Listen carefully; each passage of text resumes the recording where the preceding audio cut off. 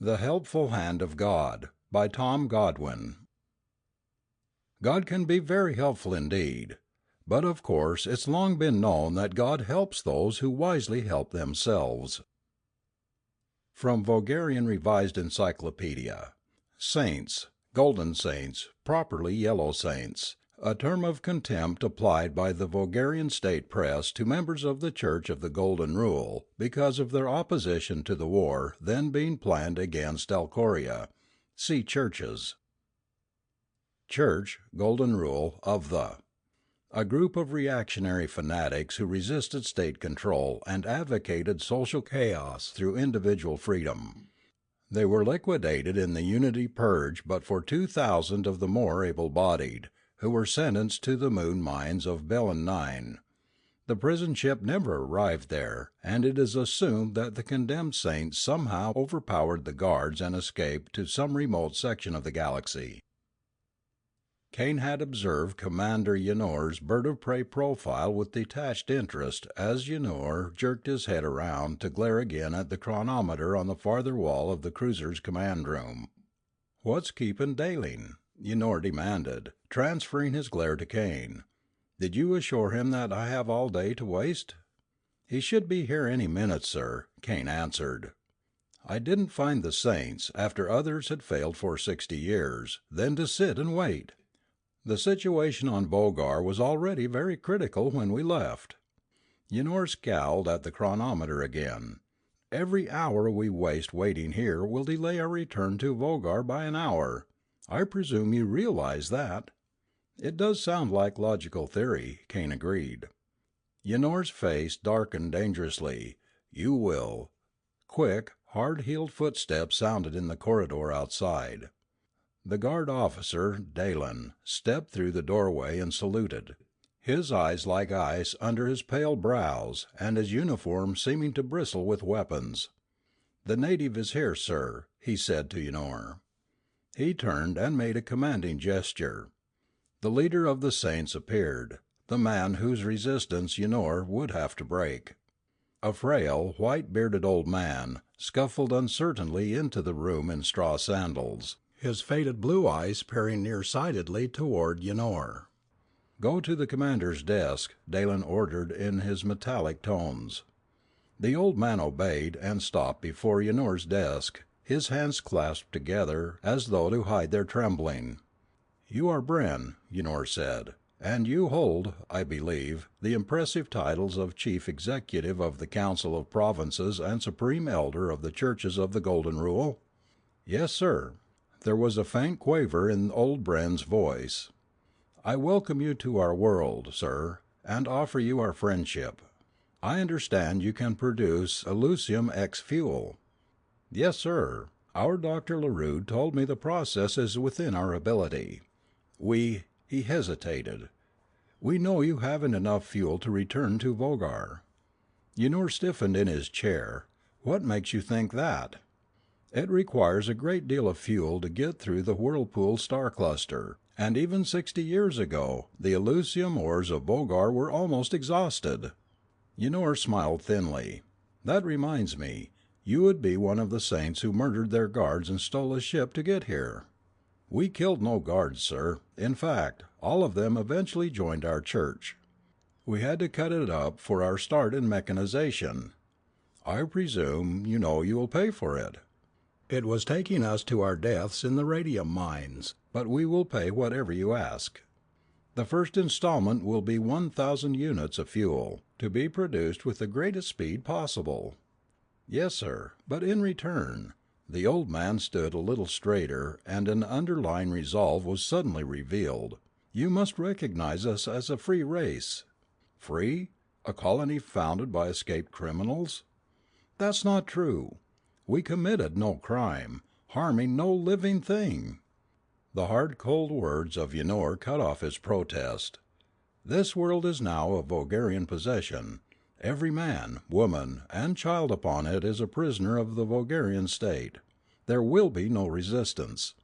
This cruiser's disintegrators can destroy a town within seconds, your race within hours. Do you understand what I mean?" The visible portion of old Brenn's face turned pale. He spoke at last in the bitter tones of frightened, stubborn determination. "I offered you our friendship. I hoped you would accept, for we are a peaceful race. I should have known that you came only to persecute and enslave us. But the hand of God will reach down and help us, and—" Yunor laughed, a raucous sound like the harsh caw of the Vogarian vulture, and held up a hairy fist. "This, old man, is the hand for you to center your prayers around. I want full-scale fuel production commenced within 24 hours. If this is done, and if you continue to unquestioningly obey all my commands, I will for that long defer your punishment as an escaped criminal. If it is not done, I will destroy a town exactly 25 hours from now, and as many more as may be necessary, and you will be publicly executed as a condemned criminal and an enemy of the Vogarian State." Yunor turned to Dallin. "Take him away." "Scared sheep," Yunor said when Brenn was gone. "Tomorrow he'll say that he prayed and his God told him what to do, which will be to save his neck by doing as I command." "I don't know," Kane said doubtfully. "I think you're wrong about his conscience folding so easily." "You think?" Yunor asked. "Perhaps I should remind you that the ability to think is usually characteristic of commanders rather than sub-ensigns. You will not be asked to try to think beyond the small extent required to comprehend simple commands." Kane sighed with weary resignation. An unexpected encounter with an Alcorian battleship had sent the Vogarian cruiser fleeing through the unexplored whirlpool star cluster. Yunor and Kane, the two surviving commissioned officers, with results of negative value to those most affected. The world of the Saint had been accidentally discovered, and he, Kane, had risen from sub-ensign to the shakily temporary position of second in command. Yunor spoke again. "Since Vogarian commanders do not go out and mingle with the natives of the subject world, you will act as my representative. I'll let Brenn sweat until tomorrow, then you will go see him. In that, and in all subsequent contacts with the natives, you will keep in mind the fact that I shall hold you personally responsible for any failure of my program." The next afternoon, 2 hours before the deadline, Kane went out into the sweet spring air of the world the saints had named Sanctuary. It was a virgin world, rich in resources needed by Vogar, with 20,000 saints as the primary labor supply. It was also, he thought, a green and beautiful world, almost a familiar world. The cruiser stood at the upper edge of the town, and in the late afternoon soon the little white and brown houses were touched with gold, half hidden in deep azure shadows of the tall trees and flowering vines that bordered the gently curving streets. Restlessness stirred within him as he looked at them. It was like going back in time to the Lost Islands, that isolated little region of Vogar that had eluded collectivization until the year he was 16. It had been at the same time of year, in the spring, that the state unity forces had landed. The Lost Island villages had been drowsing in the sun that afternoon, as this town was drowsing now. He forced the memories from his mind, and the futile restlessness they brought, and went on past a golden-spired church to a small cottage that was almost hidden in a garden of flowers and giant silver ferns. Brenn met him at the door, his manner very courteous, his eyes dark-shadowed with weariness as though he had not slept for many hours, and invited him inside. When they were seated in the simply furnished room, Brenn said, "You came for my decision, sir." "The commander sent me for it." Brenn folded his thin hands, which seemed to have the trembling sometimes characteristic of the aged. "Yesterday evening when I came from the ship, I prayed for guidance, and I saw that I could only abide by the golden rule, do unto others as you would have them do unto you." "Which means," Kane asked, "that you will do what?" "Should we of the church be stranded upon an alien world, our fuel supply almost gone, we would ask for help. By our golden rule we can do no less than give it." 18 hours ago I issued the order for full-scale, all-out fuel production. I've been up all night and day checking the operation." Kane stared, surprised that Ynor should have so correctly predicted Brenn's reaction. He tried to see some change in the old man, some evidence of the personal fear that must have broken him so quickly, but there was only weariness and a gentleness. "So much fuel," Brennan said. "Is Vogar still at war with Alcoria?" Kane nodded. "Once I saw some Alcorian prisoners of war on Vogar," Brennan said. "They are a peaceful, dog-like race. They never wanted to go to war with Vogar." "Well, they still didn't want war, but on Alcoria were Elysium ores and other resources that the Vogarian State had to have before it could carry out its long frustrated ambition of galactic conquest." "I'll go now," Kane said, getting out of his chair, "and see what you're having done. The commander doesn't take anybody's word for anything." Brenn called a turbo car and driver to take him to the multi-purpose factory, which was located a short distance beyond the other side of town. The driver stopped before the factory's main office, where a plump, bald man was waiting, his scalp and glasses gleaming in the sunshine. "I'm Dr. LaRue, sir," he greeted Kane. He had a face that under normal circumstance would have been genial. "Father Brenn said you were coming. I am at your service, to show you what we're doing." They went inside the factory, where the rush of activity was like a beehive. Machines and installations not needed for fuel production were being torn out as quickly as possible, others taking their place. The workers, he craned his neck to verify his astonished first impression. All of them were women. "Father Brenn's suggestion," LaRue said. "These girls are as competent as men for this kind of work, and their use here permits the release of men to the outer provinces to procure the raw materials. As you know, our population is small and widely scattered." A crash sounded as a huge object nearby toppled and fell. Kane took an instinctive backward step and bumped into something soft. "Oh, excuse me, sir."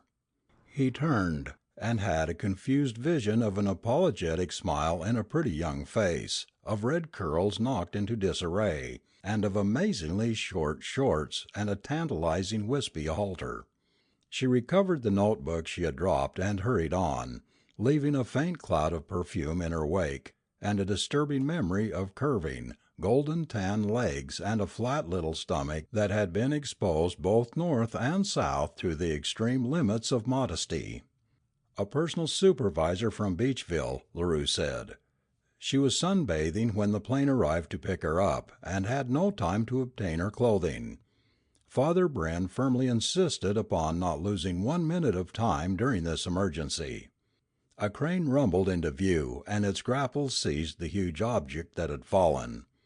"Our central air conditioning unit," LaRue said. "It had to go." "You're putting something else in its place, of course." "Oh, yes. We must have more space, but Father Brenn opposed the plan of building an annex as too dangerously time-consuming. The only alternative is to tear out everything not absolutely essential." Kane left shortly afterward, satisfied that the saints were doing as Brenn had said. He went back out in the spring sunshine where the turbo car was still waiting for him, debated briefly with himself, and dismissed the driver. After so many weeks in the prison-like ship, it would be pleasant to walk again. A grassy, tree-covered ridge ran like the swell of a green sea between the plant and the town. He stopped on top of it, where the town was almost hidden from view, and looked out across the wide valley. Shadows moved lazily across it as cotton-puffed clouds drifted down the blue dome of the sky. Great white birds like swans were soaring overhead, calling to one another in voices like the singing of violins, bringing again the memories of the lost islands. And the Vogarian lord gazed upon his world and found it good. He swung around, his hand dropping to his holstered blaster, and looked into the green, mocking eyes of a tawny-haired girl. She was beautiful, in the savage way that the hill leopards of Vogar were beautiful, and her hand was on a pistol in her belt. Her eyes flickered from his blaster up to his face, bright with challenge. "Want to try it?" she asked. She wore a short skirt with some rough material, and her knees were dusty, as though she had walked for a long way. These things he noticed only absently, his eyes going back to the bold, beautiful face. For 20 years he had been accustomed to the women of Vogar, colorless in their party uniforms and men's haircuts, made even more drab by the masculine mannerisms they affected. Not since the spring the lost island died had he seen a girl like this one before him. "Well," she asked, "do you think you'll know me next time?" He walked to her, while she watched him with cat-like wariness. "Hand me that pistol," he ordered. "Try to take it, you Vogarian ape." He moved, and a moment later she was sitting on the ground, her eyes wide with dismayed surprise as he shoved the pistol in his own belt. "Resisting a Vogarian with a deadly weapon calls for the death penalty," he said. "I suppose you know what I can do?" She got up, defiance like a blaze about her. "I'll tell you what you can do. You can go to hell." The thought came to him that there might be considerable pleasure in laying her over his knee and raising some blisters where they would do her the most good. He regretfully dismissed the idea as too undignified for even a sub-ensign, and asked, "Who are you, and what are you doing here with that pistol?" She hesitated, then answered with insolent coolness, "My name is Barbara Loring. I heard that you Vogarians had demanded that we agree to surrender. I came down from the hills to disagree. Is a resistance force meeting here? Do you think you could make me tell you? There are ways, but I'm not here to use them. I am not your enemy." A little of the hostility faded from her face, and she asked, "How could a Vogarian ever not be our enemy?" He could find no satisfactory answer to the question. "I can tell you this," she said. "I know of no resistance organization. I can also tell you that we are not the race of cowards you think, and will fight the instant Father Brenn gives the word." "For one who speaks respectfully of Brenn," he said, "your recent words and actions weren't very religious and refined." Fire flashed in the green eyes again. "Up in the Azure Mountains, where I come from, we're not very refined, and we like being that way." "And why do you carry guns?" he asked. "Because all along our frontier lines are rhino stags, cliff bears, thunderhawks, and a lot of other overgrown carnivora that don't like us, that's why." "I see." He took the pistol from his belt and held it out to her. "Go back to your mountains, where you belong, before you do something to get yourself executed." Yunor, waiting impatiently in the ship, was grimly pleased by the news of Brenn's change of attitude. "Exactly what I predicted, as you no doubt recall. How long until they can have 1,000 units of fuel produced?" LaRue estimated 14 days at best. Yunor tapped his thick fingers on the desk, scowling thoughtfully. "As little as 7 extra days might force Vogar to accept the Alcorian peace terms because of lack of fuel. The natives can work twice as hard as they expected to. Tell old Brenn they will be given exactly 7 days from sunrise tomorrow. And summon Dalen and Graver. I want them to make use of every man on the ship for a 24-hour guard and inspection system in the plant. The natives will get no opportunities for stalling or sabotage." Brennan was writing at his book-laden table when Kane went into his cottage the next morning. "These are called edicts," Brenn said after greeting him, "but I possess no law-making powers, and they are really only suggestions." Brenn shoved the paper to one side. The script was somewhat different from that of Vogar. The Vogarian inspection and guard system is no more than an expected precaution against sabotage. The Vogarians must be regarded as potential friends who now treat us with suspicion and arrogance only because they do not yet realize the sincerity of our desire to help them to any extent short of surrender. Kane looked up from the uncompleted, surprisingly humble edict, and Brennan asked, "Your commander, sir, he is now pleased with our actions?" "Not exactly. He will disintegrate a town 7 days from sunrise this morning if all the fuel isn't produced by then." Only 7 days? There was a startled disbelief on Brenn's face. "But how can he expect us to produce so much fuel in so short a time?" "I don't know. I'm sorry. It's something I would have argued against if I hadn't had too much sense to try." "7 days," Brenn said again. "We can only pray that God will let it be time enough." Kane walked on to the plant. The hilltop where he had met the girl was deserted, and he felt a vague disappointment. The plant was hot without the air conditioner, especially in the vicinity of the electronic roasters. The girls looked flushed and uncomfortable, but for the redhead who still wore her scanty sunsuit. The armed Vogarians looked incongruously out of place among the girls and were sweating profusely. Kane made a mental note to have them ordered into tropical uniforms. He found Dalen prowling like a wolf among his guards. "It's inconceivable that these women could ever be a menace," Dalen said, "but I'm taking no chances." He saw Graver, the cruiser's chief technician, a thin, dry man who seemed to be as emotionless as the machines and electronic circuits that were his life. "They're doing everything with astonishing competence," Graver said. "My technicians are watching like hawks, though." LaRue was not in his office. His secretary, a brown-eyed woman of strikingly intelligent appearance, said, "I'm sorry, sir.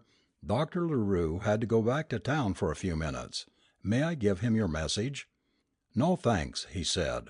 "Father Brenn is probably performing that unpleasant chore right now." Since Dalen and Graver seemed to have the situation at the plant well in hand, Kane decided to make a tour of the outer provinces where the ores were being mined. An efficient plant would be worthless if it did not receive sufficient ore. He spent 4 days on the inspection tour, much longer than he had expected to be gone, but made necessary by the fact that the small Elysium mines were widely scattered in rugged, roadless areas and he had to walk most of the distance. The single helicopter on Sanctuary was being used to fly the ore out, but it was operating on a schedule that caused him to miss it each time. Each mine was being worked by full day and night crews, in fact, by more men than necessary. The reason for that, and for the way the men silently withheld their hostility, was made apparent in a bit of conversation between two miners that he overheard one day. "So why all of us here when not this many are needed?" "They say Father Brenn wanted to get all the men out of town, away from the cruiser, so there would be no trouble, and you know there would have been if we had stayed. He wants to get the cruiser on its way back to Vogar, they say, so we can get busy producing weapons to fight the occupation force." He returned on the 5th evening of the allotted 7 days and stopped by Brenn's cottage before going on to the ship. The old man was working in his garden, his trembling hands trying to tie up a red-flowered vine. Kane tied it for him, and he said, "Thank you, sir. Did you find the mining to be as I had said?" "I found more than that." "You know, don't you, that Ynor will return with the occupation force 100 days after leaving here?" "Yes, I know that is his intention." "I understand that you're going to try to build weapons while he's gone. Don't, if you think anything of your people, let them do it. Nothing you could build in 100 days would last a minute against a cruiser's disintegrators." "I know," Brenn said. "We are supposed to choose between bloody, hopeless resistance and eternal slavery, aren't we? But why should either fate befall a peaceful race?" Kane asked the logical question, why shouldn't it? The laws of God have always been laws of justice and mercy. Not even the Vogarian State can change them. He thought of the way the State had changed the Lost Islands in one bloody, violent afternoon. Brenn, watching his face, said, "You are skeptical and bitter, my son, but you will learn that a harmless old man can speak with wisdom." "No," he said, "there is neither justice nor mercy in the universe. I know from experience. A man can only choose between the lesser of two evils, and almost anything is less evil than Ynor when he's mad." He went to the plant the next morning. Inside, wherever he looked, he saw girls in shorts and halters. The place seemed to be alive with partially clad women. He went to the nearest bulletin board and read Brenn's edict of 4 days before. Since the excessively warm temperature of the plant causes much discomfort and thereby impairs the efficiency of all workers, and since maximum efficiency will be required to produce the fuel in the extremely short time permitted us, it is suggested that the cool sunsuits of the Beachville girls become the standard work uniform until further notice. These may be obtained for the asking in Department 5A. The next day's edict read, "Some have hesitated to follow yesterday's edict through a sense of modesty. This is most commendable. However, the situation is very critical. Our lives depend upon the highest degree of efficiency we can attain, and a hot, miserable worker is not efficient. Your bodies are God's handwork. Do not be ashamed of them." The edict for the next day read simply, warningly, "Thou shalt not commit adultery."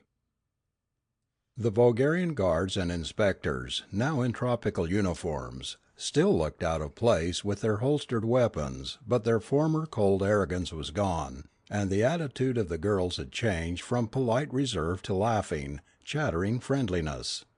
He found Dalen in a far corner, cornered literally by the red-haired personnel supervisor who was spitting like a cat as she said, "Then tell your commander how one of your men tried to make one of my girls and got hit with a wrench for it.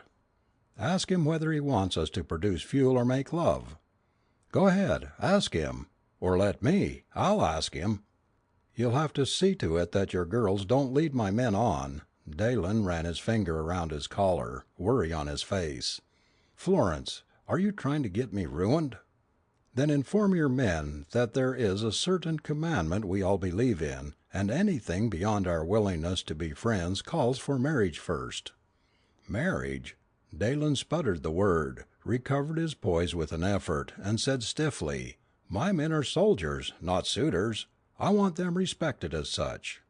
He strode away without seeing Kane.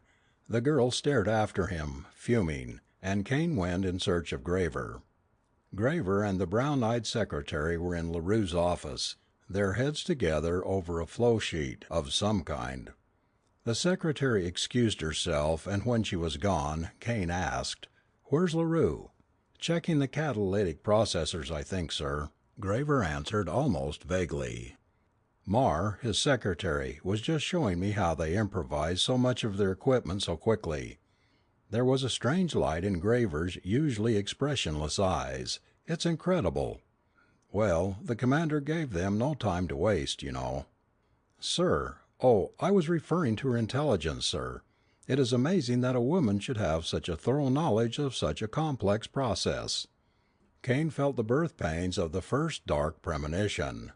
"If you don't want a thorough knowledge of the interior of state prison," he said in grim warning, "you'd better get that silly look off your face and concentrate on your duties. Tell Dalen the same order applies to him. And tell LaRue that the commander reminds him they now have less than 40 hours to finish the job." He decided, again, to walk back to the ship. There was now a multitude of paths through the grass where the girls had been walking to and from work. 2 groups from the last shift change were a short distance ahead of him, several of Dalen's guards and Graver's technicians among them, all of them talking and laughing. In that area they could not be spied upon by Ynoer with the ship's viewscreen scanners, and even as he watched, a tall, dark young guard put his arm around the girl walking close beside him. She twisted away from him and ran on to the next group, there to look back with a teasing toss of her head. Kane watched both groups disappear over the hill, then followed, muttering thoughtfully. He felt he could safely assume, if anything could be said to be safe about the situation, that the lack of discipline he had just witnessed was typical of all the men. They were all young and healthy, and for 16 hours out of each day they were side by side with the almost nude, provocatively feminine sanctuary girls. Their weakness was understandable. It was also very dangerous.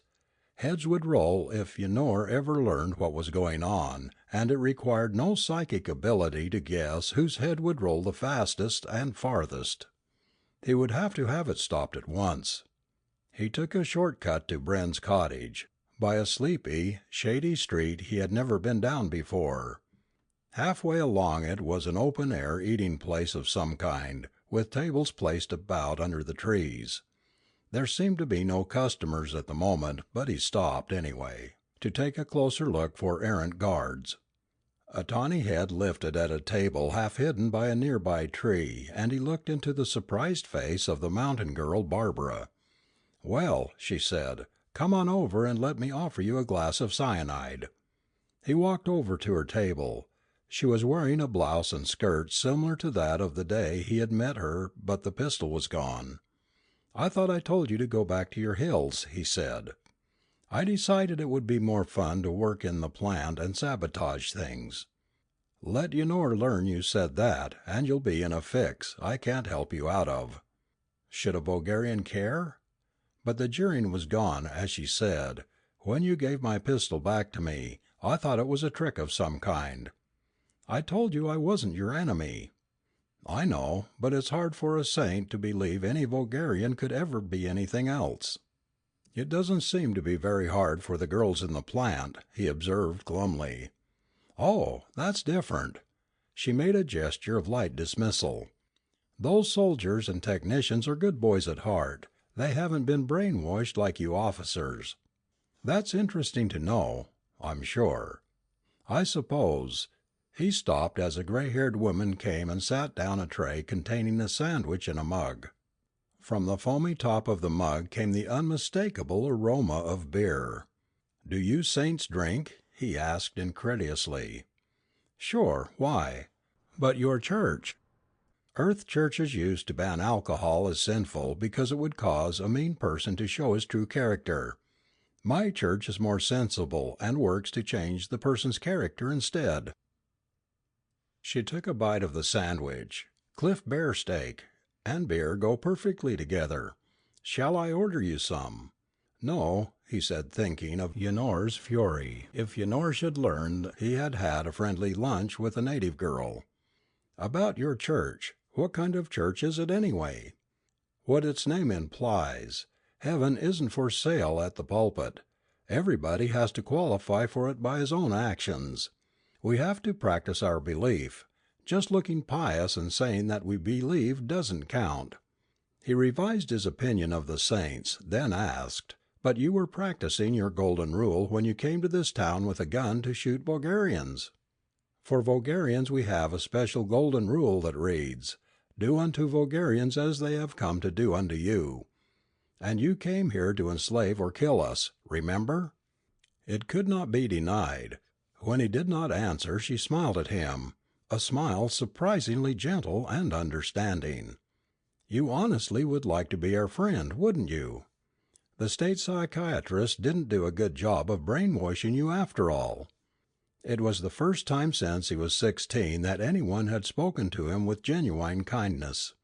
It gave him a strange feeling, a lonely sense of something rising up out of the past to mock him, and he changed the subject. "Are the Azure Mountains the edge of your frontier?" She nodded. "Beyond is the Emerald Plain, a great wide plain, and beyond it are mountain ranges that have never been named or explored. I am going into them some day, and—" Time passed with astonishing speed as he talked with the girl, and it was late in the afternoon when he continued on to Brenn's cottage. He put the thoughts of her from his mind and told Brenn of the too warm association between the girls and the Vogarians. "But it is only friendship," Brenn said soothingly. "I can assure your commander that nothing immoral is being done." If he knew what was going on, it would be my neck. It has to be stopped. Write an edict, do anything that will stop it at once. Brenn stroked his white beard thoughtfully. "I'm sorry this unforeseen situation has occurred, sir. Will you have strict orders to the same effect given your men? There's a severe penalty for unauthorized fraternization. I'll see that they're well reminded of it." I'll write another edict at once, forbidding the girls to speak to your men, sir." Eunor was pacing the floor when Kane went to the ship, his face black and ugly with anger. "Have you been blind?" he demanded. Kane tried to swallow a sinking feeling, wondering just how much Eunor had seen, and said, "Sir?" "My guards, my so-called guards, how long have they been strolling back from the plant in company with the native women?" "Oh," he said, feeling a great relief that Eunor had not seen the true situation, "it's only that some of the outgoing shifts coincide, sir, and—" "You know, don't you, that military men march to and from duty in military formation?" "You are aware of the importance of discipline?" "Yes, sir." "You are further aware of the fact that you, Daylan and Graver, will be guilty of treason if this lack of discipline imperils my plans in any way?" "Yes, sir." "You have heard of the punishment for treason?" "Yes, sir." He went below when the unpleasant business with Eunor was finally over. It was the beginning of the 8-hour sleep period for Daylan and Graver, but they were still up, sitting on their bunks and staring dreamily into space. It was only belatedly, almost fuzzily, that they became aware of his glowering presence in the doorway. "I bring you glad tidings," he said, "from the commander's own lips. The multiple gallows at State Prison is still in perfect working order, especially the first 3 trap doors." The last day dawned, bright and sunny, and he went to see Brenn.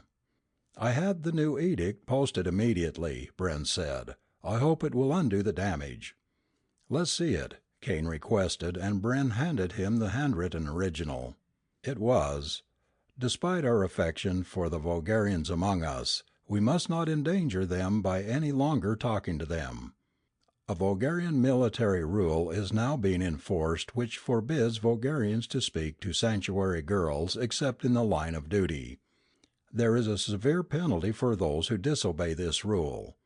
It must also be pointed out, sternly to the sanctuary girls and respectfully to the Vogarians, that flight into the uninhabited sanctuary mountains would result in execution for the fleeing couples if Commander Eunor should ever find them." "What's this?" Kane demanded, pointing to the last paragraph.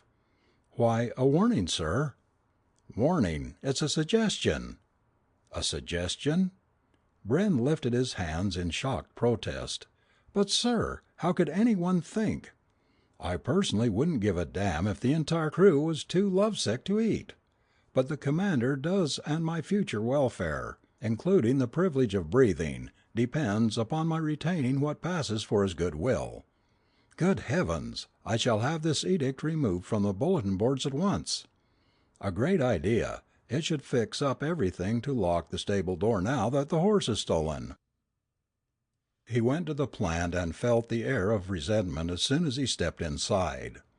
Daylan was patrolling among his men, his haggard face becoming more haggard each time the red-haired personnel supervisor went by with her hips swinging and her head held high in hurt, aloof silence. The guards were pacing their beats in wordless quiet.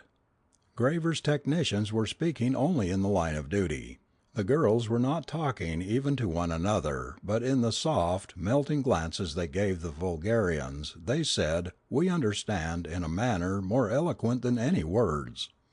In fact, far too eloquent. He considered the plan of having Brenn forbid the girls to look at the guards, discard that as impractical, for a moment wildly considered ordering the guards not to look at the girls, discarded that as even more impractical, and went muttering to LaRue's office. LaRue was at his desk, his face lined with fatigue. "It's been a difficult job," he said, "but we'll meet the deadline." "Good," Kane answered. "Did Brenn phone you about having that edict removed?" "Ah, which one?" "Which one? You mean—" He turned and ran from the office. A girl was removing the offending edict from the nearest bulletin board. Another, later one proclaimed: "We must abandon as hopeless the suggestion of some that if there must be an occupation force, we would like for it to be these men whom we have come to respect, and many of us to love. This can never be. Only Commander Yonor will leave the ship at Vogar, there to select his own occupation force, while the men now among us continue directly on to the Alcorian war from which many of them will never return. We must not resent the fact that on this, their last day among us, these men are forbidden to speak to us or to let us speak to them, nor say that this is unfair, when Commander Yonor's occupation troops will be permitted to associate freely with us. These things are beyond our power to change. We must accept the inevitable, and show only by our silent conduct the love we have for these warriors whom we shall never see again." Kane gulped convulsively, read it again, and hurried back to LaRue's office. "How long has that last edict been up?" he demanded. "About 12 hours. Then every shift has seen it?" Yes. Why? Is something wrong with it?" "That depends on the viewpoint. I want them removed at once. And tell that sanctified old weasel that if this last edict of his gets me hanged, which it probably will, I'll see to it that he gets the same medicine." He went back into the plant and made his way through the bare-legged, soft-eyed girls, looking for Daylan. He overheard a guard say in low, bitter tones to another, "Maybe 8 hours on Vogar, and we can't leave the ship. Then on to the battle front for us while Yonor and his home guard favorites come back here and pick out their harems." He found Daylan and said to him, "Watch your men. They're resentful. Some of them might even desert. And Yonor wasn't joking about that gallows for us last night." "I know." Daylan ran his finger around the collar that seemed to be getting increasingly tighter for him. "I've warned them that the occupation troops would get them in the end." He found Graver at a dial-covered panel. The brown-eyed secretary, her eyes darker and more appealing than ever, was just leaving, a notebook in her hand. "Since when," Kane asked, "has it been customary for technicians to need the assistance of secretaries to read a dial?" "But, sir, she is a very good technician herself. Her paperwork is now done and she was helping me trace a circuit that was fluctuating." Kane peered suspiciously into Graver's expressionless face. "Are you sure that it was a circuit that was doing the fluctuating?" "Yes, sir." "Did you know that half of Daylan's guards seemed to be ready to jump ship?" "Yes, sir, but their resentment is not characteristic of my technicians." He realized with surprise that that was true. And Graver, in contrast to Daylan's agitation, had the calm, purposeful air of a man who had pondered deeply upon an unpleasant future, and had taken steps to prevent it. "I have no desire to hang, sir, and I have convinced my men that it would be suicide for part of them to desert.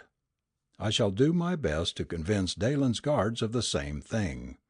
He went back through the plant, much of his confidence restored, and back to the ship. Yonor was pacing the floor again, his impatience keying him to a mood more vile than ever. "This ship will leave at exactly 23:15, Vogar time," Yonor said. "Any man not on it then will be regarded as a deserter and executed as such when I return with the occupation force." He stopped his pacing to stare at Kane with the ominous anticipation of a spider surveying a captured fly. "Although I can operate this ship with a minimum of 2 crewmen, I shall expect you to make certain that every man is on board." Kane went back out of the ship, his confidence shaken again, and back to the plant. Night came at last, and finally, the first shielded tank of fuel was delivered to the ship. Others followed, one by one, as the hours went by. It was almost morning when Graver came to him and said, "My duties and those of my men are finished here, sir. Shall we go prepare the ship for flight?" "Yes, get busy at it," Kane answered. "Don't give the commander any excuse to get any madder than he already is." An hour later the last of the fuel went into the last tank and was hauled away. Someone said, "That's all," and a switch clicked. A machine rumbled off into silence, followed by others. Control panels went dark. Within a minute there was not a machine running, not a panel lighted. Dalen's whistle for guard assembly sounded high and shrill. A girl's voice called to one of the guards, "Hurry back to your ship, Billy. The Thunderhawks might get you if you stayed," and broke on a sob. Another girl said, "Hush, Julia, it's not his fault." He went out of the plant and past LaRue's office. He saw that the brown-eyed secretary was gone, her desk clean. LaRue was still there, looking very tired. He did not go in. The fuel had been produced. He would never see LaRue again. He took the path that led toward town. Part of the Whirlpool star cluster was still above the horizon, a white blaze of 1,000 suns, and the eastern sky was lighting with the first rays of dawn. A dozen girls were ahead of him, their voices a low murmur as they hurried back toward town. There was an undertone of tension, all of the former gaiety gone. The brief week of make-believe was over, and the next Vogarians to come would truly be their enemy. He came to the hilltop where he had met the mountain girl, thought of her with irrational longing, and suddenly she was there before him. The pistol was again in her belt. "You came with all the stealth of a plains ox," she said. "I could have shot you a dozen times over." "Are we already at war?" he asked. "We saints have to let you Vogarians kill some of us first. First, our penalty for being ethical." "Listen to me," he said. "We tried to fight the inevitable in the Lost Islands. When the sun went down that day, half of us were dead and the rest prisoners. And you rose from prisoner to officer because you're too selfish to keep fighting for what was right. I saw them bury the ones who insisted on doing that. And you want us to meekly bow down here. I have no interest of any kind in this world. I'll never see it again. But I know from experience what will happen to you and your people if you try to fight. I don't want that to happen. Do you think that because a man isn't a blind chauvinist, he has to be a soulless monster?" "No," she said in a suddenly small voice. "But I had hoped. We were talking that day of the mountains beyond the Emerald Plain and a frontier to last for centuries. It was just idle talk, but I thought maybe that when the showdown came you would be on our side, after all." She drew a deep breath that came a little raggedly and said with a lightness that was too forced, "You don't mind if I have a silly, sentimental fondness for my world, do you? It's the only world I have. Maybe you would understand if you could see the azure mountains in the spring, but you never will you? Because you lied when you said you weren't my enemy, and now I know you are, and the lightness faltered and broke. I'm yours, and the next time we meet one will have to kill the other." She turned away and vanished among the trees like a shadow. He was unaware of the passage of time as he stood there on the hill that was silent with her going, and remembering the day he had met her, and the way the song swans had been calling. When he looked up at the sky, it was bright gold in the east, and the blazing stars of the whirlpool were fading into invisibility. He looked to the west, where the road wound its long way out of the valley, and he thought he could see her trudging up it, tiny and distant. He looked at his watch and saw he had just enough time to reach the ship before it left. Brenn was standing by his gate, watching the dawn flame into incandescence and looking more frail and helpless than ever. The cruiser towered beyond, blotting out half the dawn sky like a sinister omen. A faint, deep hum was coming from within it as the drive went into the preliminary phase that preceded take-off. "You have only seconds left to reach the ship," Brenn said. "You have already tarried almost too long." "You're looking at a fool," he answered, "who is going to tarry in the azure mountains and beyond the emerald plain for 100 days. Then the occupation men will kill him." There was no surprise on Brenn's face, but it seemed to Kane that the old man smiled in his beard. For the second time since he was 16, Kane heard someone speak to him with gentle understanding. "Although you have not been much help to my plans, your intentions were good. I was sure that in the end this would be your decision. I am well pleased with you, my son." A whine came back from the ship and the boarding ramp flicked up like a disappearing tongue. The black opening of the airlock seemed to wink, then was solid, featureless metal as the doors slid shut. "Bon voyage, Ynor," Kane said. "We'll be waiting for you with our bows and arrows." "There is no one on the ship but Ynor," Brenn said. "Graver saw to it that the ready lights were all going on the command room control board, then he and all the others followed my suggestion."